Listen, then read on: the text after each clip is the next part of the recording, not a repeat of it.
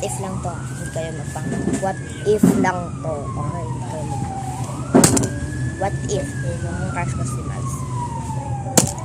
What if sila ni Miles and Image mag 2025? What if crush ko ni Smile? Uy, joke lang. Crush ni Smile. What if part 2 lang ako? What if makadto ako sa Manila? What if ako masunod kay Smiles?